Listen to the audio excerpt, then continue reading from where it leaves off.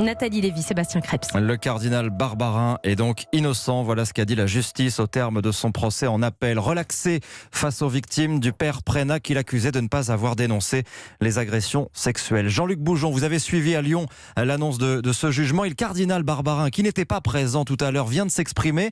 Il va à nouveau présenter sa démission au pape François.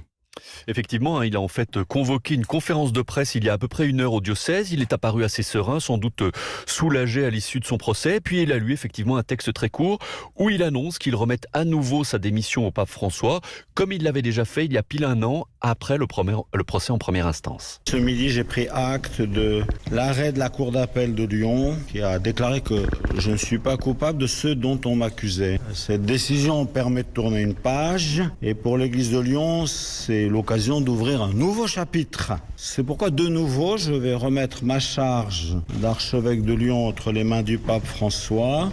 En mars dernier, il avait refusé ma démission en acceptant que je me mette en retrait pendant la durée de la procédure judiciaire. Maintenant, je peux paisiblement lui renouveler ma demande. Alors cette fois, a priori, le pape devrait accepter, car voilà 1 an que le diocèse de Lyon tourne au ralenti, avec un cardinal qui n'administre plus rien.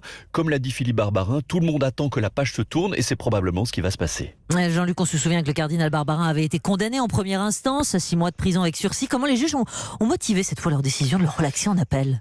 Alors, la Cour d'appel a estimé que le cardinal n'avait pas eu l'intention de nuire aux victimes. Certes, il n'avait peut-être pas fait assez pour dénoncer les choses, mais il l'a fait malgré tout, dans la mesure de ses moyens, indique la Cour d'appel, sachant que les victimes, quand elles dénoncent les faits dans les années 2014-2015, elles sont majeures et donc elles ont les moyens elles-mêmes de saisir la justice, d'agir elles-mêmes. Des victimes qui, en tout cas, ont annoncé tout de suite après le jugement qu'elles allaient se pourvoir en cassation.